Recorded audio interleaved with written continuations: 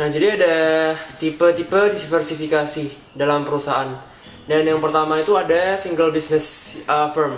Single business firm itu dia mendapatkan keuntungannya hanya terpaku pada satu produk saja. Misalnya Coca-Cola. Coca-Cola dia mengenerate revenue-nya 90% dari hanya menjual minuman Coca-Cola. Nah, yang kedua ada dominant business firm. Itu dominant business firm itu tidak sepenuhnya, jadi hanya 70-90% itu dia jual motornya. Nah, sisanya Harley Davidson dia misalnya dia jual jaket atau dia lisensi namanya untuk membuat figur motor, itu mengenerate revenue tapi hanya 10-30%. Nah, kemudian yang ketiga ada related diversification. Related diversification itu menggenerasikan keuntungan kurang dari 70% dari kompetensi intinya. Nah, sisanya itu 30 atau lebih itu bukan hanya pada satu bisnis unit seperti Coca-Cola yang hanya jual minuman. Nah, ada dua macam related diversification. Yang pertama itu related constraint dan related link.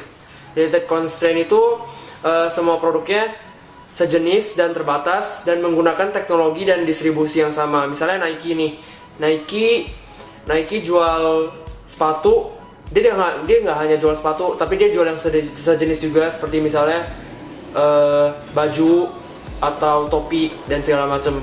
Kemudian yang kedua ada related link. Related link itu dia semua produknya tidak melalui teknologi atau distribusi yang sama. Nah, jadi contohnya Amazon.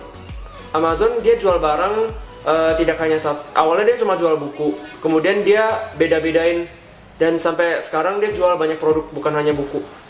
Nah, yang paling terakhir ada yang namanya unrelated diversification. Nah, produknya di sini nggak sama sekali. Nah, biasanya itu terjadi pada konglomerasi besar seperti misalnya Lipo Group.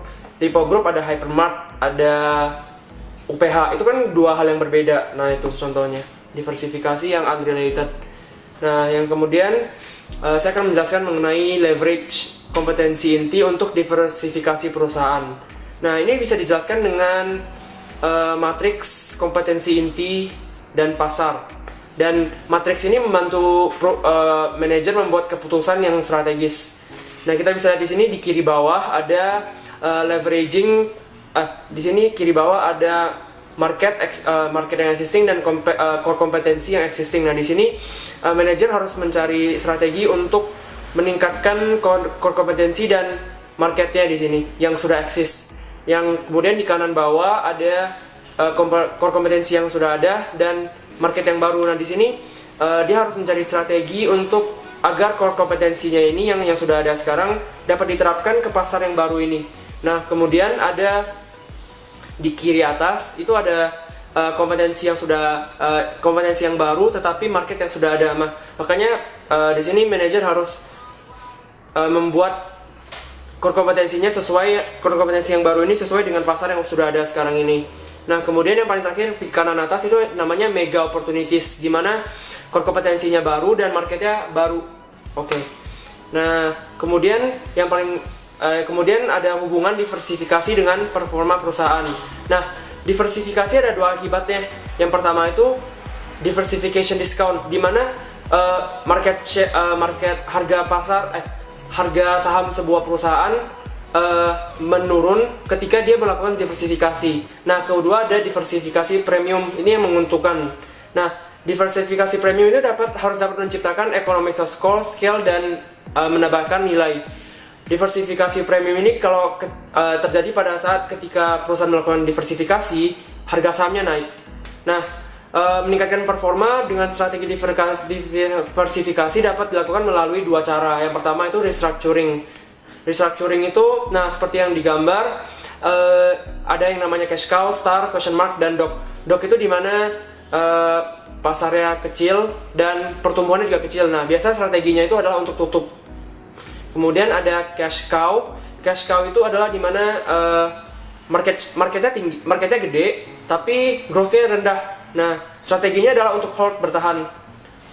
Jika dia gak bisa hold, maka akan jatuh ke dalam harvest atau divest, yaitu tutup aja bisnisnya gitu.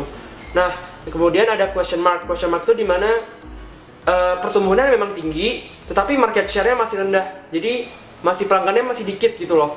Nah, strateginya itu adalah untuk meningkatkan marketnya. Jika dia gagal untuk meningkatkan marketnya, maka dia akan menjadi dock lagi, dia akan tutup. Jadi question mark itu masih belum tahu apakah dia akan naik ke star atau ke dock. Nah, kemudian ada star. Nah, star itu udah paling tinggi, di mana market growth-nya tinggi dan pasarnya juga gede. Nah, di sini strateginya ya hold karena dia udah tinggi kan, atau dia investasi untuk growth yang lebih besar lagi. Nah, yang kedua setelah restrukturasi tadi yaitu menggunakan pasar modal internal. Nah, di mana biasanya dilakukan oleh konglomerasi di mana karena konglomerasi itu modalnya gede, jadi dia lebih prefer untuk menggunakan modal internal daripada eksternal, di mana modal internal itu cost-nya lebih kecil.